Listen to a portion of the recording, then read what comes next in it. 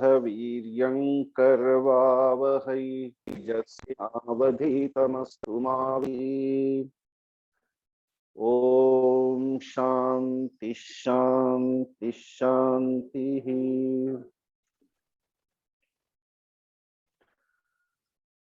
ओजस्तेजोदुतिधर प्रकाशात्मा प्रतापनः रुद्धस्पष्टाक्षरो मंत्रश्चंद्रांशुर्भास्करद्युतिः अमृतांशोद्भवो भानुशशबिन्दुः सुरेश्वरः औषधं जगतस्येतु सत्यधर्म पराक्रमः। यहाँ तक किए थे हम लोग। अमृत अंशु उद्भवः मध्यमाने पयोनिधौ, जो मंथन करते हुए उस समुद्र के अंदर वह अमृत के रूप में निकले हुए है। अमृतांश उद्भवः, जहाँ कलश के रूप में पैदा हुए थे, इसलिए कहा गया अमृतांश उद्भवः। और भाति इति भानुः, भानुः जो सबको, भा का अर्थ होता है दीप्ति प्रकाश।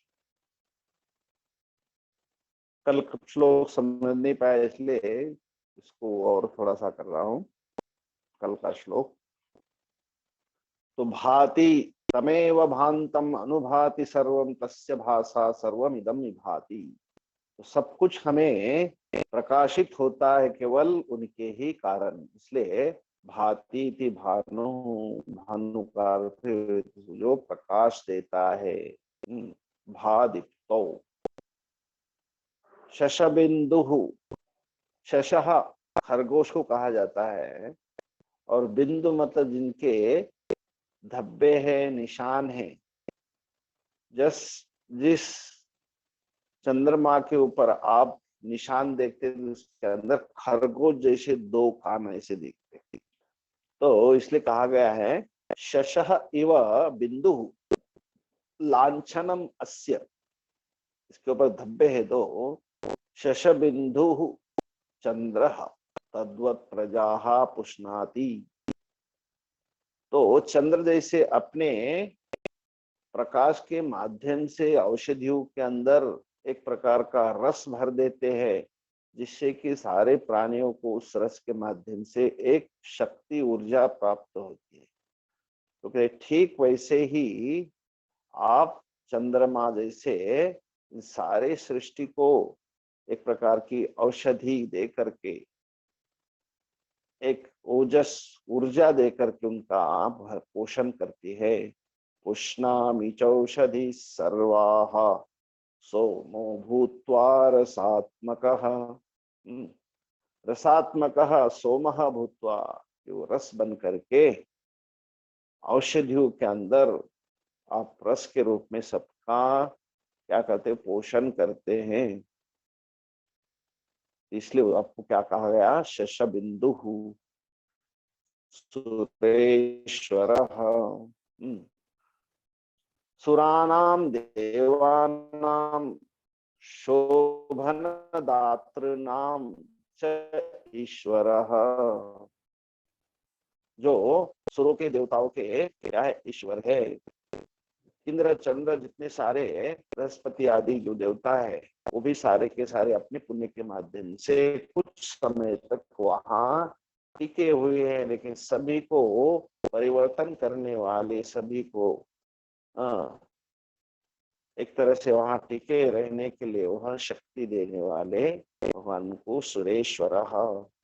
औषधम संसार रोग भेषजत्वात् निधये सर्व विद्यानां शजे भव रोगिणां गुरवे सर्वलोकानां दक्षिणामूर्तये नमः। तो संसार के एक प्रकार से क्या है, वैद्य है। भवरोगी नाम, तो भवरोग भेषजत्वात्, संसार रोग का औषध होने के कारण आप जो है औषधम, तो औषधम सुरेश्वरः औषधम, फिर जगतस्सेतुः,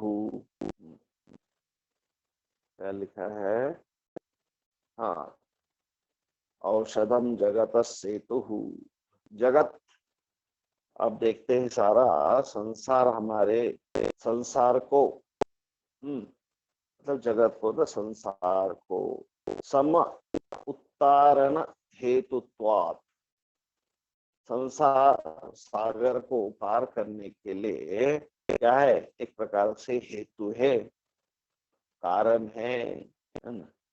सेतु है, सेतु उसी को कहते हैं वो पार करा देता है। तो हमने इतिहास में पढ़ा है, देखा है, क्या है, रामेश्वर का सेतु, जो इस पार से उस किसमें, लंका के अंदर जाने के लिए भगवान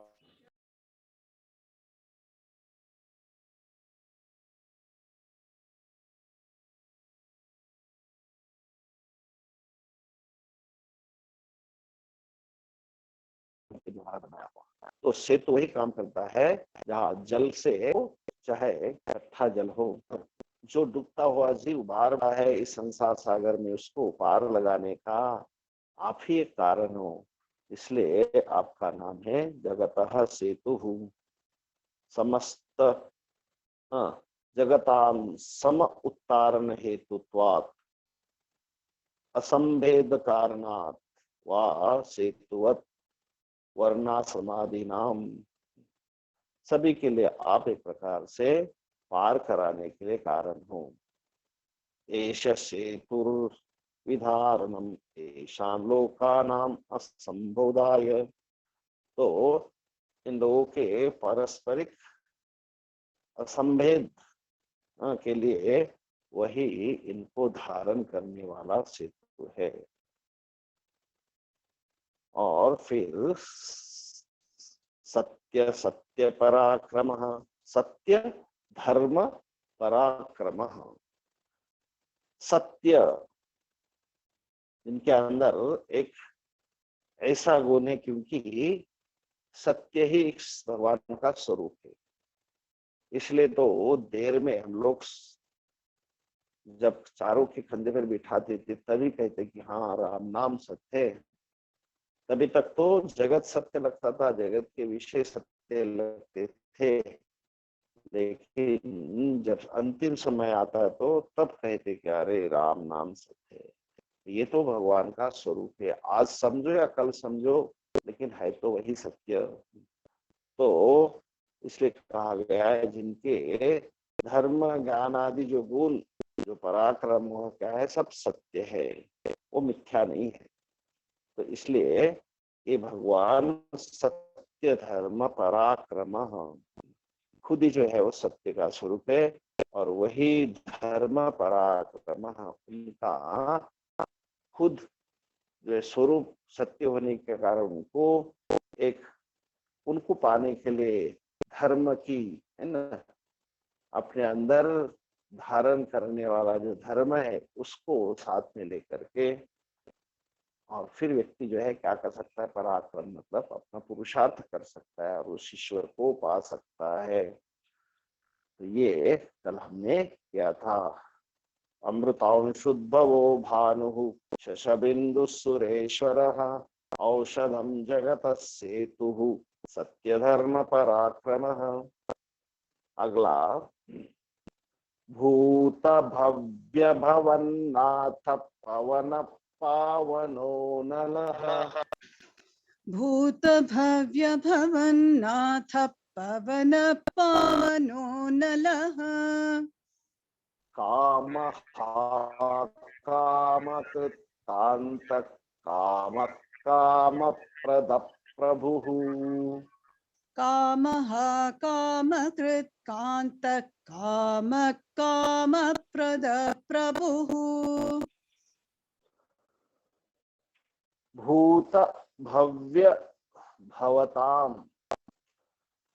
तो तीनों काल लेकर के भूत भव्य भवन, तो भूत, भविष्य और वर्तमान, भूत भव्य भवताम भूत ग्रामानाम नाथ। मेरे अंदर एक प्रकार का भूत ग्राम है। उनसे तो मेरे अपने ज्ञान इंद्रिया कर्म इंद्रिया यही मेरे अपने एक ग्राम है किनका, भूतों का। इसके अलावा मेरे सामने जितने प्रपंच में संसार में प्राणी हैं उन प्राणों के भी भूत में थे, अभी भी है और वर्तमान में वही नाथ रहेंगे ना, सबके ईश्वर रहेंगे। तो भूत भव्य भविष्य है ना, प्राणियों के नाथ। और उनके द्वारा जो जो तै ही याच्यते तान उपपति, उनके द्वारा जो जो याचना की जाती है उनको वो प्राप्त कराने वाले और उन्हें तान उपतापति, और उनको सबको एक प्रकार का ताप भी देते हैं। और इसके अलावा कहते हैं उनका शासन भी करते हैं। तेषाम इष्टे शास्ति इति, उनके उनके किसके लिए, उनके खुद के हित के लिए क्या करते हैं, वो शासन भी करते हैं। शास्ति तो भूत भव्य भवन नाथ, सबके नाथ है। उनको शासन के द्वारा उनको अपने जितने सारे अनुशासित जो जीव है उनको शासन करते हैं, उनको एक प्रकार का ताप देते हुए, और जो जो याचना करते हैं उनकी पूर्ति करने के लिए भगवान हमेशा एक नाथ है। इसलिए नाथ भूत भव्य भवन्नाथ। फिर कहा गया है पवनः, पवनः पवताम अस्मि। गीता में कहा गया है कि पवनः जो बहता है, हवा उसी को कहते जो एक जगह नहीं रहती, बहती रहती है। और वही तो हवा हमें सबको प्राण देती, वही हवा हमको स्वास्थ्य देती है। तो पवित्रवत पावनम, ऐसा पवित्रता देने वाला ये वायु, आप उनका स्वरूप हो। पवनः पवताम अस्मि, तो आप पवित्र करते हैं, इसलिए आपको, इसलिए पवनः। अब दूसरा शब्द है पावनः। पवनः मतलब वायु, पावनः पवनः और पावनः। अब पवन मतलब एक प्रकार से दौड़ने वाला, और यहाँ कहते पावन दौड़ाने वाला। आप जो है दौड़ाते हो सभी को अपने शासन में रख करके। भीषा स्नात्वा तपवते भीषोदेति सूर्यः भीषाश्चेन्द्रस्य अग्निश्च मृत्युर्धावति पंचम इति। तो ये पांचों के पांच कहते यमराज भी आपके कारण दौड़ते हैं, एक जगह नहीं रह सकते। अग्नि के अंदर उष्णत्व तो है, बिकॉज आप उसके ऊपर डंडा है ना, कि कहीं आपको ठंडा अग्नि दिखाई नहीं देगा। जो हवा बहती है मतलब उसके पीछे भी कारण है। और सूर्य उदित होता है समय पे है, उसके लिए भी पीछे से बड़ा अनुशासन है। तो इसलिए कहा जाता है भीषास्मात् पवते, भीषात् अग्नि वायु सूर्य है, सब के सब अपने अपने अनुशासन का पालन करते हैं। बिकॉज ऑफ यू पावन, आप सबको एक प्रकार से क्या करते हैं, सभी को आप चलाते हैं, आपका शासन चलता है, इसलिए आपको पावन है ना, ऐसा कहा गया है। पाव पवते श्रुते है। फिर शब्द अनलह।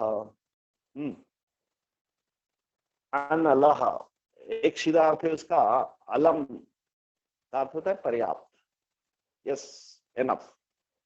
संस्कृत में कहते हैं अलम, अलम वचनेन, अलम कथनेन, इनफ टॉकिंग, इनफ ईटिंग, तो अलम भोजनेन। तो अलम शब्द हमेशा पर्याय पर्याप्त का अर्थ में होता है। तो आप अनल मतलब यहाँ एक अग्नि का स्वरूप कहा जाता है। अग्नि के अंदर एक ऐसा गुण है, कभी भी वो अपने आप को पर्याप्त नहीं कहता। कितना भी ईंधन डालते जाओ, हाँ, उतना ही उसका विशाल रूप आपको दिखाई देगा।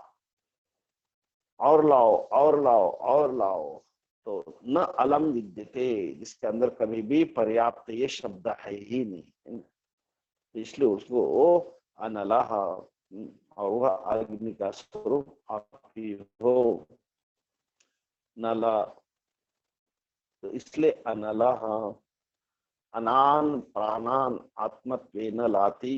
और फिर क्या कहते हैं, आप प्राणियों के आत्मा भाव से क्या करते हैं, प्राणों को ग्रहण करते हैं, इसलिए आपको जो है अनल कहा गया है, न अलम। सबको ग्रहण करते हैं समय आने पर। तो अनलह जो कभी भी पर्याप्त ऐसा नहीं कहता है, और सभी जीवों के जो प्राण है वो अंतिम समय सबको बिन लेते हैं, अपने पास संग्रह करते हैं, इसलिए अनलह। अनान प्राणान आत्मत्वेन लाती। फिर अनलह कामः, कामः कामान हंति मोक्षुनाम भक्तानाम। कहते मोक्ष कामी भक्तजन है, उनके हित के लिए अगर उनके अंदर कामना है तो क्या करते हैं, उस कामना को अपने अपने प्रताप से उसको नष्ट करते, ताकि उस साधक को अपने रास्ते में किसी प्रकार की कठिनाई ना आए, है ना। इसलिए कहा जाता है ना कि मधुसूदना, मधु नामक दैत्य तो था ही, लेकिन मधु का अर्थ होता है जो बहुत स्वीट, अच्छा लगता है। मधु मतलब शहद। शहद खाने में जितना मीठा लगता है, वैसे ही हमें अहंकार अंदर से अपने आप को बहुत अच्छा लगता है। कोई मेरी स्तुति करता है तो वह मुझे बड़ा अच्छा लगता है ना। लेकिन वह अंदर बैठा हुआ एक प्रकार का अहंकार बढ़ाने वाला मेरा, हाँ, वह एक शत्रु माना जाता है। लेकिन भगवान ऐसे शत्रु को नष्ट करते हैं, भक्तों के शत्रु को नष्ट करते, इसलिए उनको कहा गया कामहा। हिंसकानाम भक्तानाम मोक्षुनाम कामान हंति। ऐसे भक्तों के मोक्ष के हिंसात्मक जो अंदर काम है उसको नष्ट करते हैं। और कुछ काम भगवान कहते काम भी मैं ही हूं, लेकिन वो कौन सा काम, जिसके अंदर राग द्वेष रहित है ना। कि ऐसा काम जो आपको राग और द्वेष से परे रखता है, तो उसको वो मेरा स्वरूप है। राग द्वेषो व्यवस्थितो भूतानाम कामः अस्मि। इसलिए सात्विकानाम कामान करोति। जो भक्तों के अंदर सात्विक कामना है, मुझे यात्रा जाना है, मुझे साधना करनी है, मुझे क्या कहेंगे, अनेक प्रकार की साधना करनी है, मुझे नवरात्र पूरा करना है, मुझे ये करना है, जो आप साधना के रूप में कामना करते हैं, ईश्वर पाने के लिए कामना करते हैं, साधना करते हैं, तो सात्विकान कामान करोति। सात्विक कामनाओं को पूरा करने के लिए भगवान उनको क्या करते हैं, सहाय करते हैं। जिसे कहा है कामकृत, कामनाओं को पूर्ति कराने वाले। सात्विक भक्तों की कामनाओं का पूरा करने वाले, इसलिए उनको कामकृत कहा गया है। और एक अर्थ बताते हैं कि प्रद्युम्न को भी काम कहते हैं, और उनके भी जनक होने के कारण उनको काम। फिर कामकृत है ना, कामहा कामकृत, और कांतः अभिरूपतम, अत्यंत रूपवान। से कांतः, कितनी सुंदर कांता है इसकी, कितनी कांता। तो एक तो स्त्री को भी कहते हैं, लेकिन कांता जिसके अंदर एक प्रकार का विशेष रूप हो। अभिरूपतम, जो अत्यंत रूपवान है, इसलिए कांता, भगवान की सुंदरता। हाँ, जिसके अंदर जो सुंदरता दिखती वही उनका ही उसके अंदर स्वरूप झलकता है। फिर कामः काम्यते पुरुषार्थ अभिकांक्षिभिः इति, पुरुषार्थ की आकांक्षाओं से कामना किए जाते हैं, उसको काम कहते हैं, है ना। तो इसलिए कहा है कामः बलम बलवताम चाहम काम राग विवर्जितम, काम और राग से रहित मैं बल वो हूं। तो काम जो सात्विक कर्म करने के लिए प्रेरणा देने वाला काम।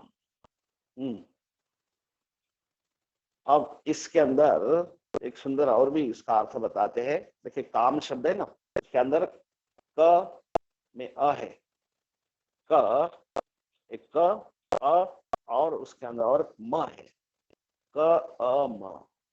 क का अर्थ होता है ब्रह्मा, अ का अर्थ होता है विष्णु, और म का अर्थ होता है महादेव। तो जिसके अंदर तीनों देवताओं का, तीनों का वास है। तो त्रिदेव रूप होने से भी उनको भगवान को काम कहते हैं, है ना।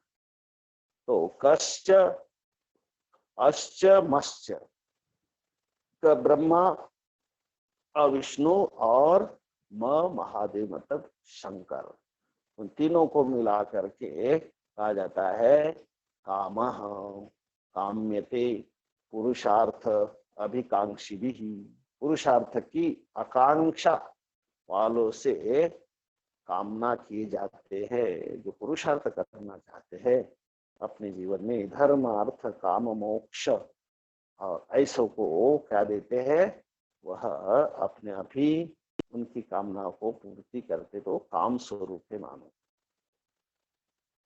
काम प्रदः भक्तेभ्यः कामान प्रकर्षेण ददाति, भक्तों को प्रकर्षणता से उनकी कामना हुई वस्तुओं को देते हैं। जो वस्तुएं जिनके साधना के लिए, उनको पाने के लिए आवश्यक होती है, या जीवन जीने के लिए वो चीजें होती है, उसको देने वाले। तो जिस कामना को प्राप्त करके दूसरों का आयुध करते हैं, तो ऐसी कामना भगवान के मैं उसमें नहीं हूं, लेकिन ऐसी कामना पूर्ति होती है जिससे कि आप अपने साध्य को पाना चाहते हैं, अपने साधन को करना चाहते, ऐसे कामना को भी मैं प्रदान करता हूँ। भक्तेभ्यः कामान प्रकर्षेण ददाति, अपने भक्तों के कामनाओं की पूर्ति करते हैं, जिससे कि वह अपनी साधना कर सके। और आखिरी शब्द है प्रभु, प्रकर्षेण भवनात् प्रभु, जो प्रकर्षेण भवनात्, प्रकर्ष मतलब अतिशय रूप से उनकी हर जगह जो है क्या होते हैं, भांति दिखाई देते हैं, सब जगह है ना। प्रकर्ष रूपेण भांति, सब जगह उनका वास है, सब जगह वह व्याप्त है, सब जगह वह विराजमान है, इसलिए उनको प्रकर्षेण भवति इति प्रभु। तो ये हो गया आपका भूत भव्य भवन्नाथ पवन पावन अनलः कामः कामक कांतः कामः कामप्रद प्रभुः। अगला, युगाधिकृद्गावर्तो नैकमायो महाशनः, युगादिकृत युगावर्तो नैकमायो महाशनः अदृश्यो व्यक्तरूपश्च सहस्रविदनन्तजित्।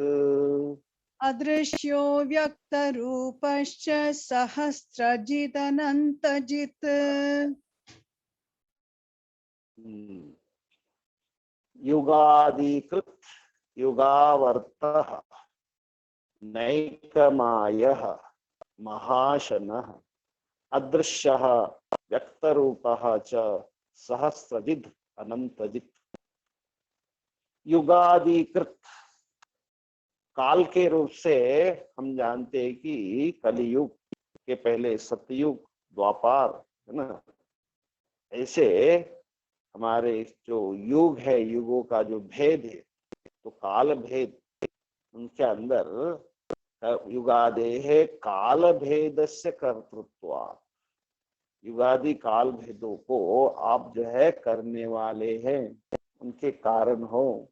युगाधिकृत युगानाम आरंभम करोति, सबका जो है आरंभ करते न। तो सब जगह उनका किसी न किसी रूप से आपका विराजना, आपका उस युग में भी कुछ ना कुछ आपका जो भूतों के लिए आप हमेशा एक प्रकार की चेतना देने वाले, तो सारे युगों के नाप भी आती हो। युगाधिकृत अब सूर्य का स्वरूप भगवान को मानते क्योंकि दिन करह, दिन को करने वाले, मतलब समय को बनाते हैं कि ये समय एक 12 घंटे का था, 24 घंटे का एक दिन है, तो वो उसी के द्वारा तो नापा जाता है ना। तो वो भी एक प्रकार का काल का एक गणना करने का एक क्या है, माध्यम है। इसलिए आप जैसे काल को नापने के लिए आपका ही उसके अंदर बहुत बड़ा योगदान है, इसी प्रकार युगादिकृत, युगादि जो काल था, समय था, उसको भी आपने ही बनाया। युगादिकृत युगावर्त, और युगों को फिर आवर्तित, बार बार उस चक्र को घुमाने वाले, इति नाम तृतीयम। युगानि कृतादि आवर्तयति कालत्मत्वेन, काल रूप से सतयुग द्वापर आदि आदि युगों का आप क्या करते, आवर्तन करते हैं। उसको युगादि कृतादि आवर्तयति, इनका आवर्तन करते हैं, परिवर्तन करते रहते हैं। इसलिए क्योंकि नहीं तो ये ठप हो जाएगा, लेकिन आप ही उसको निरंतर बनाए रखते हैं, इसलिए आपका नाम है युगा युगा युग आवर्तक, युगा युगावर्त नैकमाय।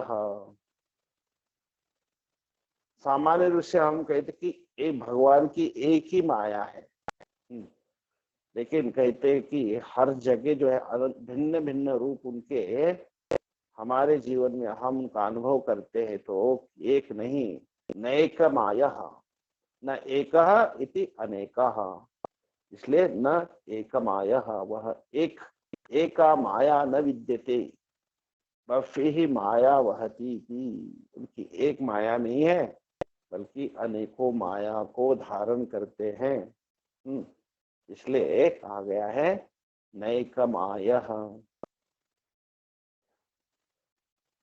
तो युगावर्त नैकमायः महाशनः। और कहते सबसे ज्यादा शन, आश्रम मतलब खाना, हजम करना, ग्रास करना। तो महाशनः ज्यादा से ज्यादा क्या करने वाला, ग्रसन करने वाला। कहते भगवान जो कल्प का अंत होता है प्रलय के पहले, ऐसा सबको जो है अपने अंदर क्या कहता है, ग्रसन कर लेता है, समाप्त करता है अपने अंदर, सबको हजम कर लेता है। तो इसलिए महत् आसनम अस्यैति महाशनः, उनसे बड़ा और कोई ग्रसन करने वाला नहीं है, तो आप महाशनः, सबको जो है अंदर लेने वाले, सबसे बड़ा तो आपका ही भोजन है। हम भोजन को खाते, लेकिन भोजन को खाने वालों के भी आप उसको भी अपने प्रलय काल में उसको भी निगल जाते हैं। और इसलिए कहा कि मृत्यु उपसेचनम, जो मृत्यु हमको खा लेता है तो कहते ये मृत्यु भी भगवान का एक क्या है, भोजन है। कैसा, वो भी उनका भोजन कैसा है, उपसेचन मतलब आचार जैसे उसको पिकल जैसे खा लेते, चाट लेते हैं पिकल को, तो खाने की जरूरत नहीं। तो ऐसे यमराज को भगवान मनो ऐसे चाट जाते हैं, है ना। तो इसलिए मृत्यु हो तस्य उपसेचनम कठोपनिषद में आता है, तो सभी को ग्रसन करने वाले। तो इसलिए कहा है महाशनः अदृश्य। देखने दोनों सगुण निर्गुण दृष्ट अदृष्ट जो स्वरूप है भगवान के, तो कई कई तो अदृश्य सामान्य रूप से इंद्रियों के किसी भी माध्यम से आप उनको ग्रहण नहीं कर सकते। सर्वेशाम बुद्धि इंद्रियाणाम अगम्य, किसी भी इंद्रियों के माध्यम से आप उनको ग्रहण नहीं कर सकते। इसलिए कहा गया है उनको अदृश्य, cannot find him why with my own senses, इसलिए अदृश्य। देन व्यक्त रूपः च, और उनको कहते हैं व्यक्त रूपः, जो स्वयं प्रकाशनत्वात् योगिनाम व्यक्त रूपादि इति, खुद जो है प्रकाश स्वरूप होने के कारण जो क्या करते हैं सभी योगियों के लिए वो मानो व्यक्त है ना, सबके हृदय में अव्यक्त रूपः सहस्रजित अनंतजित।